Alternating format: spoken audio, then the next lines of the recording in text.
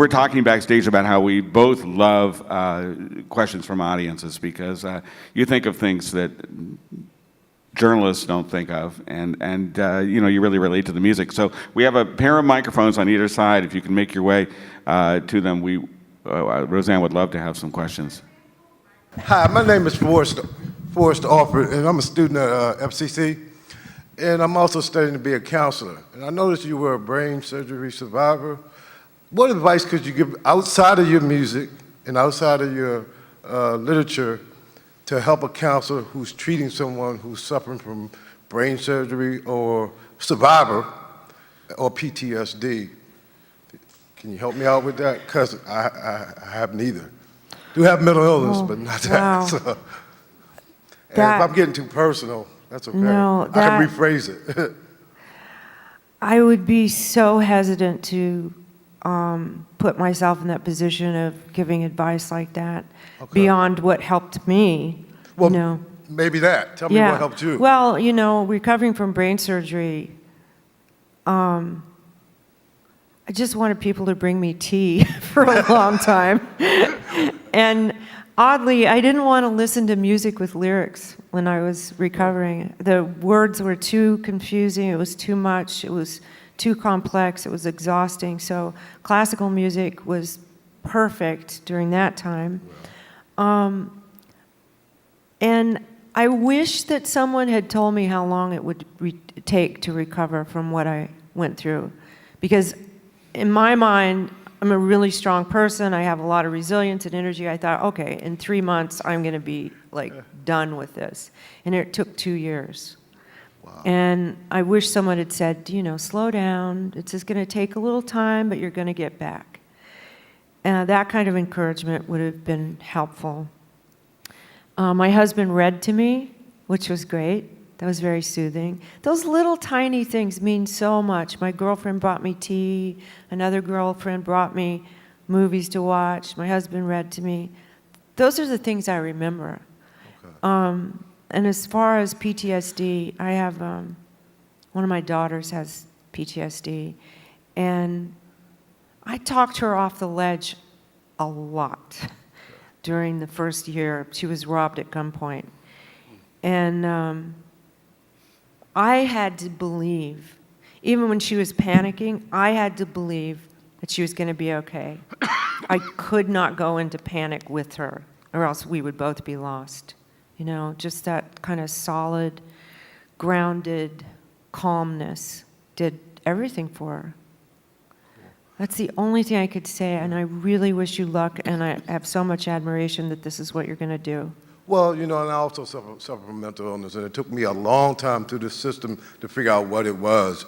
I got misdiagnosis on several different occasions, and I identified real quick when you said how long it would take, because I'm a positive thinker and I can think my way out of this, but what happens when it is the brain? You know what I'm saying? Right. So I applaud you. You went through so much, and I appreciate you. You really don't know. Thank you. Thank you.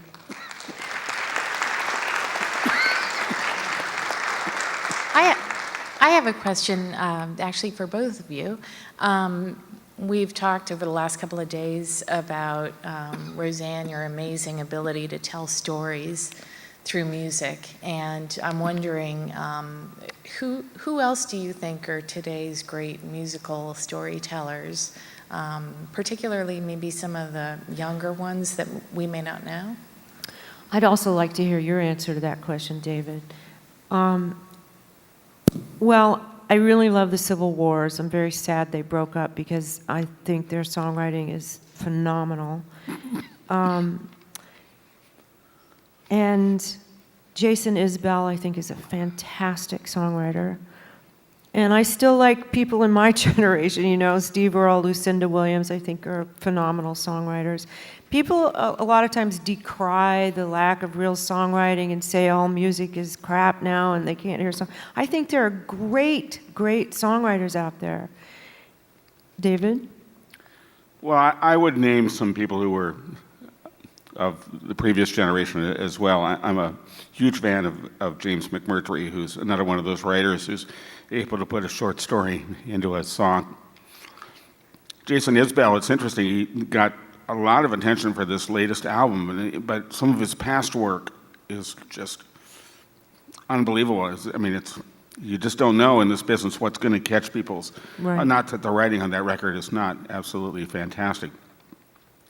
I'm a big fan of a band with kind of an unusual name called War on Drugs, who are from Philadelphia, and the writing is it's not necessarily linear. A lot of it is imagistic, and I absolutely adore that kind of writing as well.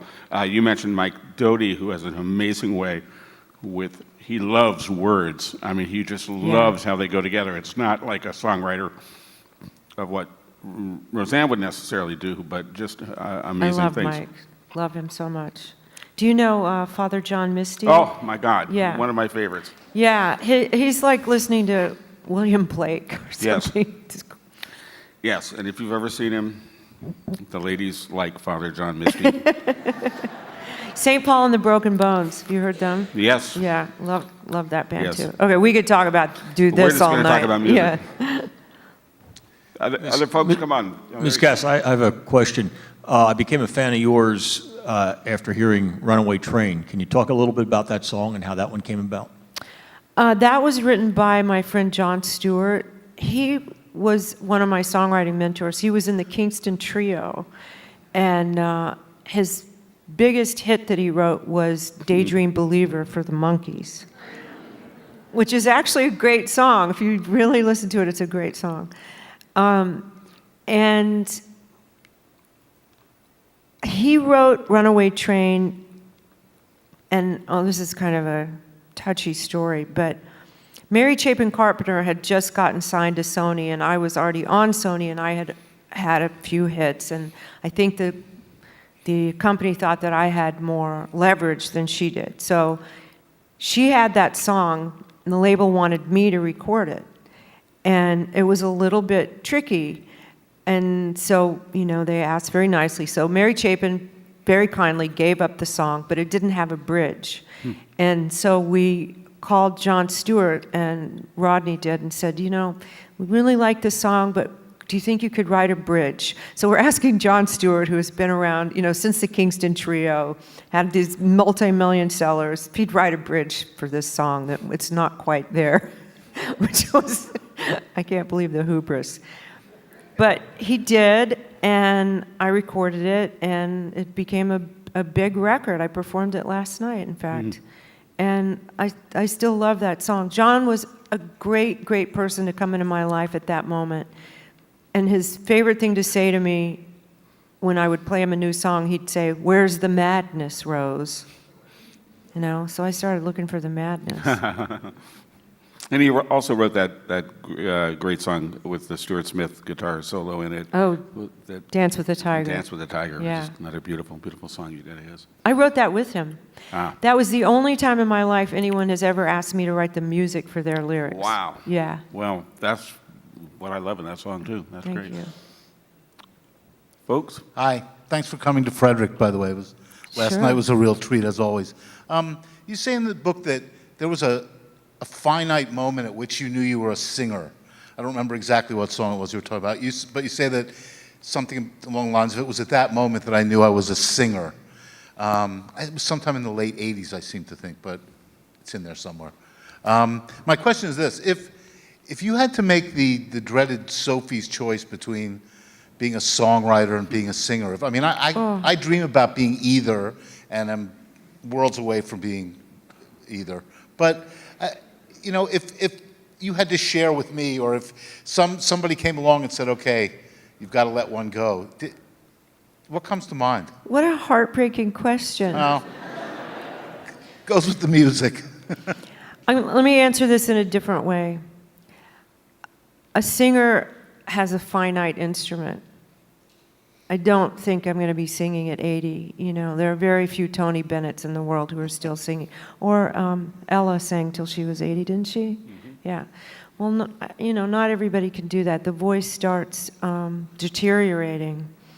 And I take really good care of my voice. I'm 58 years old. I realize that there's a limit. There's a shelf life to this.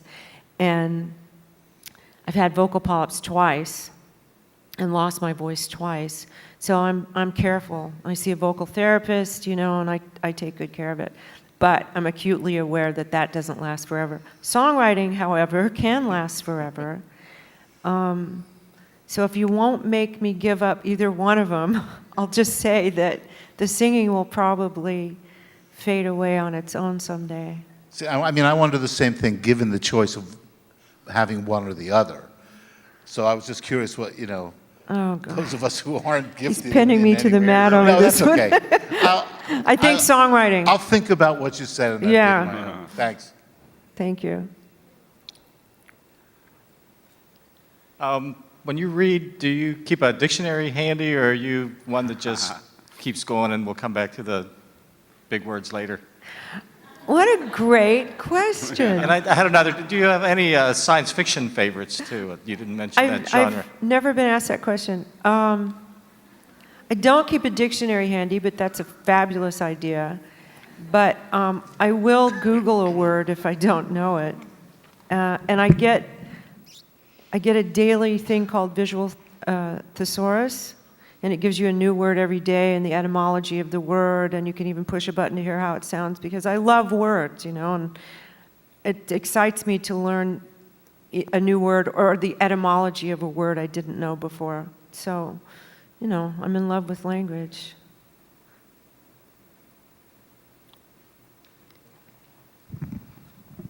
Good evening. Thank you so much for coming to Frederick. Last night was amazing. Thank you. Really enjoyed the concert. So my question, of course, is I'm a music lover and a singer, and what advice would you give? I hesitate to say budding songwriter because I'm not that young, because kind of a late bloomer. I have tons and tons of lyrics, halfway done in drawers on Post-it notes and notebooks, and I've managed to write 3 songs. So what advice would you give to me? I talked about that this morning in the speech, actually, about not finishing things, about having a lot of pieces and getting frustrated or discouraged and not completing them. And I think it's because you let your editor come in too soon in the process. John Stewart said to me, write everything, edit later. If you can just take the editor and kind of personalize it, take it out of your head and say, you can come in later at the end, and just keep going and go through the doubt and uncertainty, because it comes to everybody, you know. We all still have doubt and uncertainty. That's part of an artist's life. That's forever. But if you can get past the resistance that the harsh editor brings to you too early in the process, you can start completing things, and then you can start editing in a helpful and way that refines your work. You know, I mean, if I thought, oh, this will never be good as Dylan, I would never finish a song. But we let those voices torture us and dismantle us too early. Well, thank you. My bar's probably a little bit lower than Dylan, but thank you so much. Okay, good luck. Hi, Rosanne. Hi. I'm Mike McGough. The young lady who introduced you last night, standing back there in the corner, Rona, works with me at 95.9, the big dog in country, where we play your songs on the radio. Oh, this is the classic country station. That's what I've heard. That's right. And I said, why aren't you playing my record? She said, you know, we're a classic country station. We can negotiate this. On the other hand, if you want to hear your songs on the radio, up in New York City, just go to our stream, which is Big Dog, spelled either D-A-W-G or D-O-G.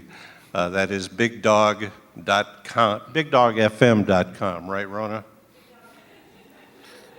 Yeah, and clear as a bell, whether you're in New York or LA or wherever. Okay. And there you are on the radio. That's not my question, though. That's a quick observation. We were reading, my wife and I were reading the liner notes last night, and noticed the story of you writing a song about Mobile, Yeah. not having been to Mobile. We lived in Pensacola for quite a few years, being in the radio business all over the country, but within 50 miles of Mobile. You nailed Mobile. I looked it up on the internet.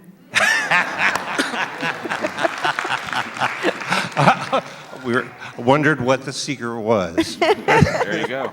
Nice job. Oh, thanks. That song is really special to me, and I had never been to Mobile. I still haven't been to Mobile, but I did look it up on the internet.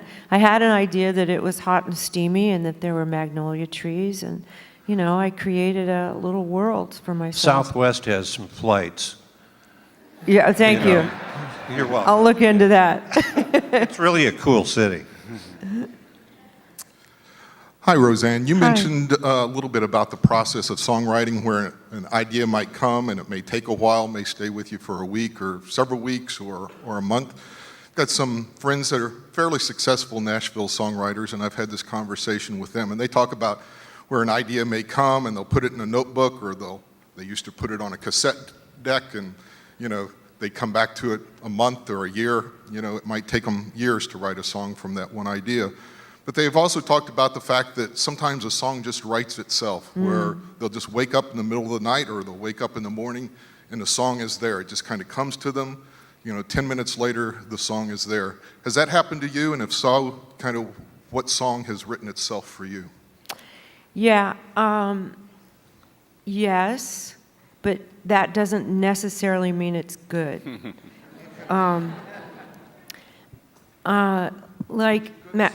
Right, okay, like Master Calls the Roll, I just mentioned that last verse came to me like that, like a flood of magic and light, which feels fantastic. But that took an instant plus 35 years, you know. I had put in the hours to get that and to have it be good.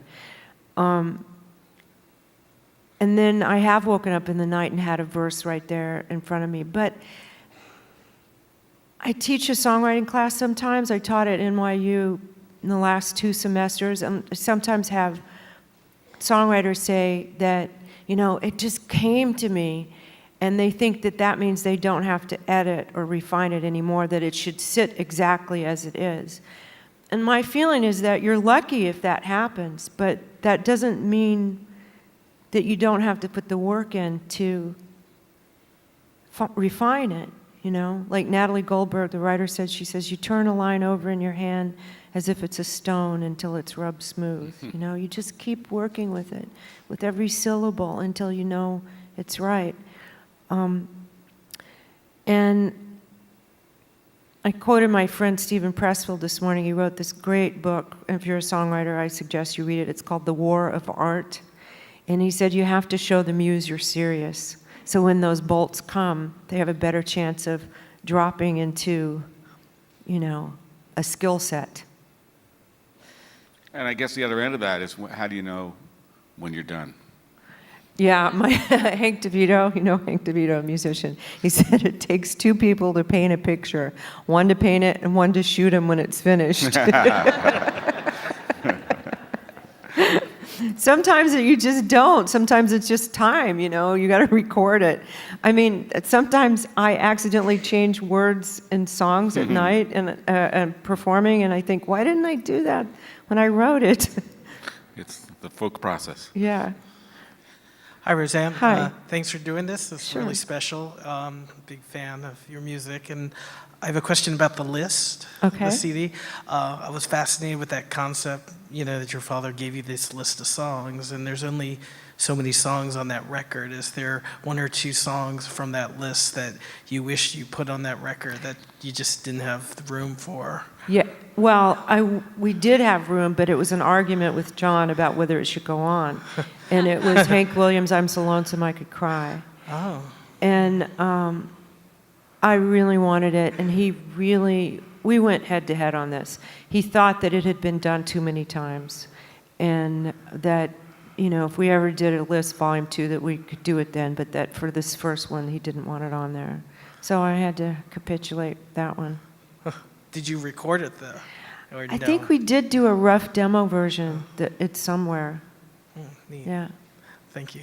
All right. Good question. Hi. Hi.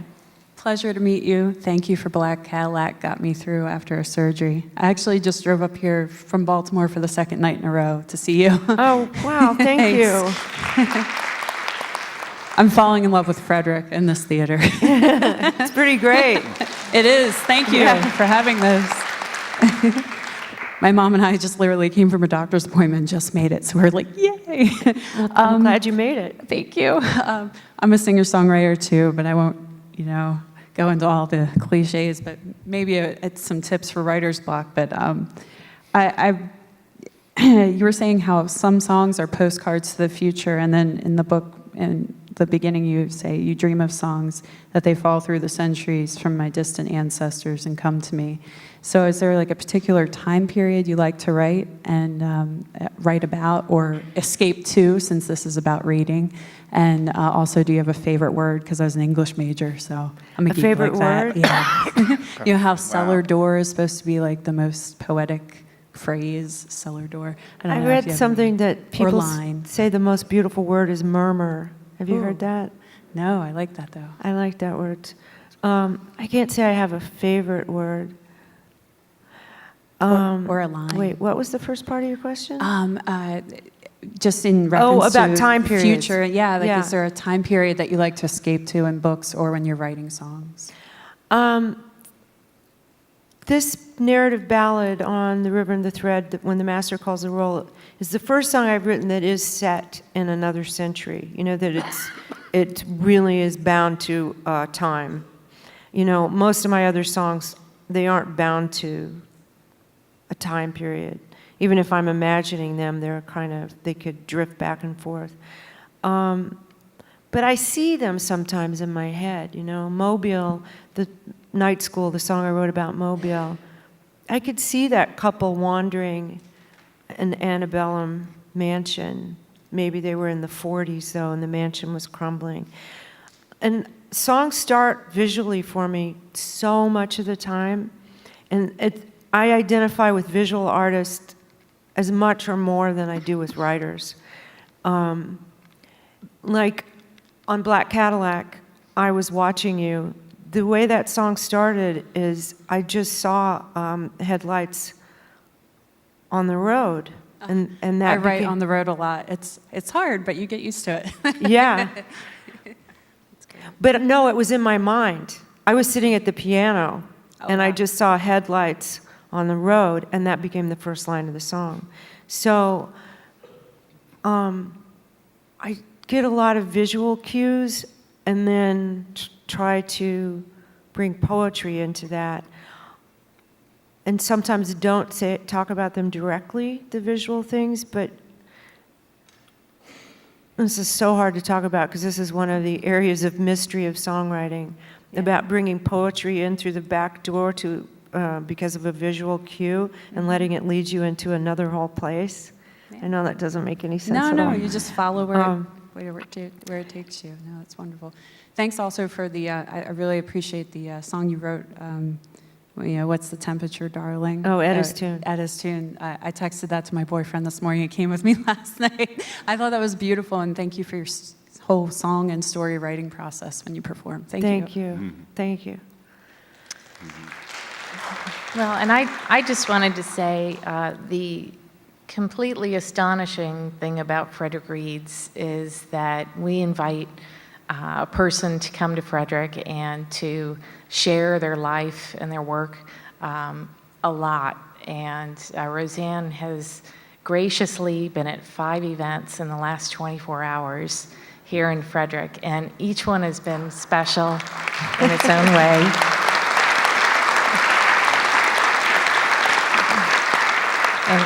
And we're so honored to have had you here for our theme, and David, having you here was the amazing, just the perfect finale for Frederick Reads. I also wanted to give you all a little bit of a scoop that nobody else knows, is that the 2015 theme is Wonder.